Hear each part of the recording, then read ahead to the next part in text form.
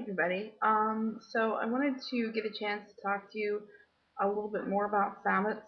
Um, One of the things that in the first principles of belief they talk about is quarters and cross quarters.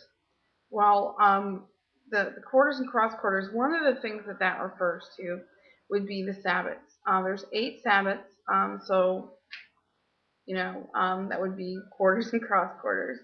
The one that we have coming up now is Beltane, but to give them in order to you real quick would be Samhain, which is on October 31st, Yule, which is on, usually it varies, it's on winter solstice, so between the 20th and the 22nd usually.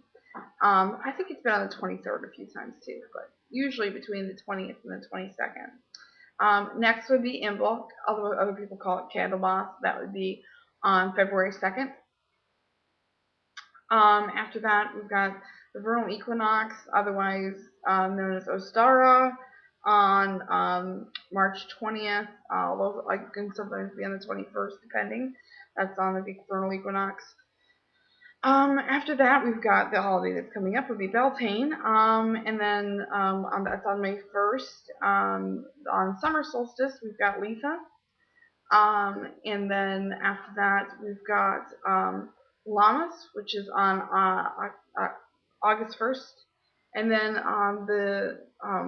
and then Mabon, which is on September. It's on the fall equinox, which has been being so between September 20th and the 22nd usually.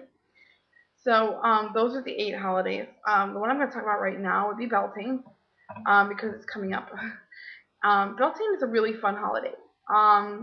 It is exactly opposite 6 months from the Samhain calendar. So October 31st to May 1st. It's a 6 month difference. And Samhain celebrates, death and the past of the ancestors. But May Day, or Beltane, celebrates life. It's a holiday centered around the growth of the sun and the union and fertility of the earth, and basically creation through sexual union. One of the things about pagan cultures and stuff like that is that we're not really hung up on sex like other cultures are, where sex is taboo, sex is something we can't talk about. Not so with pagan culture. Pagan culture very much sees sex as a sacred thing, and Beltane is very much a fertility-centered holiday, so it's going to have a lot of sexual themes to it, and that's okay. A couple of the things when we talk about fertility that we do at Beltane, there's the maypole, which I think most people are pretty familiar with. The maypole can be a pole or it can be a tree, as long as it's something that's affixed to the earth that's standing up. The maypole represents a phallus.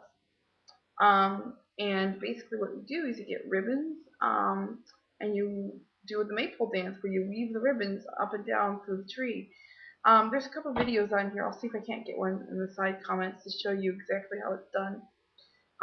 Basically what it represents is sexual union.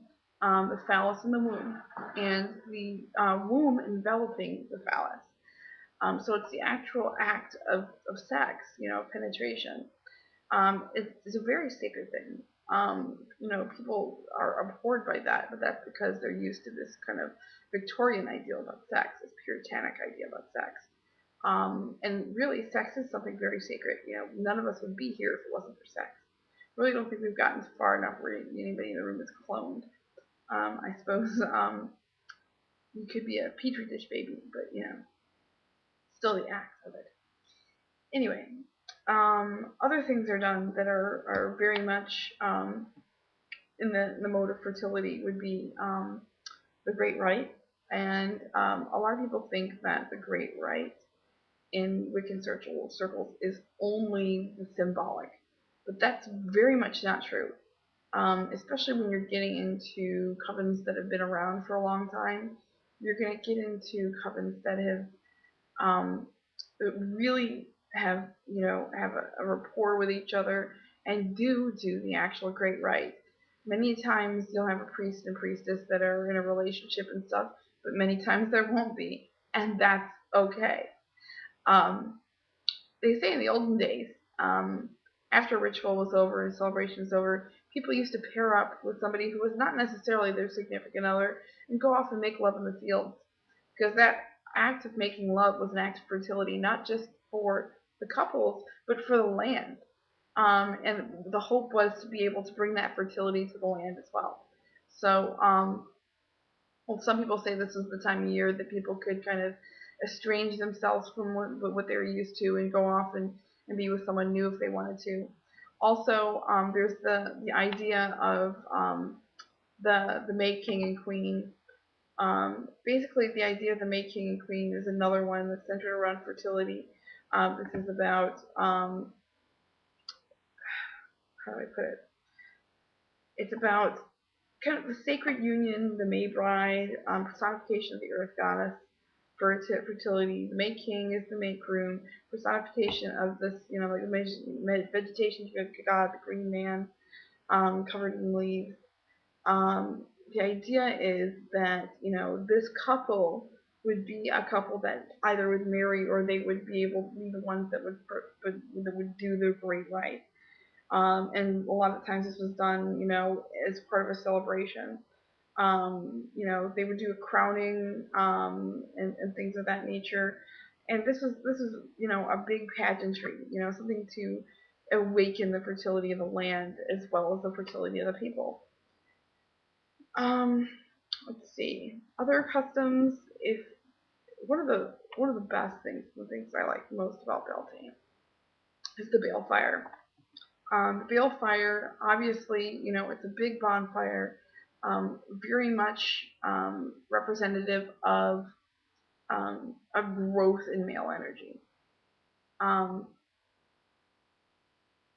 this was a very natural fire, something big, and what modern celebrations do, and I do believe that this is an ancient custom as well, is they jump through the balefire, or jump over it, really. And when they do that, they have a wish in their mind, something that they would like to manifest throughout the year. So you jump, and the idea is that that is the thought form that you're creating. So that is something that you can take with you and hope to manifest throughout the year. Let's see. If you're looking to do food for Beltane, some good Beltane recipes, things that are done, it would be spring foods, very light, sweet foods. Things like, one of the things I've seen a lot is honey cakes, which is, deep fried and yummy. Marigold custard, things made with flowers and things like that. One of the things that I can get here at the gourmet store that I like a lot is rose flavored jam. And if you want to get some sweet rolls and some rose flavored jam, that's pretty good too. I've seen, lots of strawberry things. Strawberry shortcake is a good thing for this time of year. Things of that nature. Um, Also, another thing that I like to do is do some food that's slightly phallic, because it's kind of like the theme is, the entire phallus. So if you, especially in Chicago, you can eat some really good hot dogs. So hot dogs could be another really good Beltane food. Um, or bratwurst, corn dogs, whatever, what have you. It's that idea of, the phallus, even popsicles, really. Um, it's fun just thinking of phallic food sometimes. So yeah. Um, anyway, there's so much that I like to talk to you about Beltane about. We haven't even gotten to talk to you about flowers and stuff like that, but you get the idea. We're talking about spring things, fresh, fresh fruity wines, light sweet cakes, things of that nature. I invite you to leave your comments, if you've got any recipes or anything like that, or some other thoughts about Beltane. It is one of my favorite, although I like all the Sabbats, but this is one of my favorites. So I've been going on and on about it. But anyway, if there's anything else you'd like to talk about, things that your coven does or anything like that, make sure to drop me a video response or a comment. All right, thanks.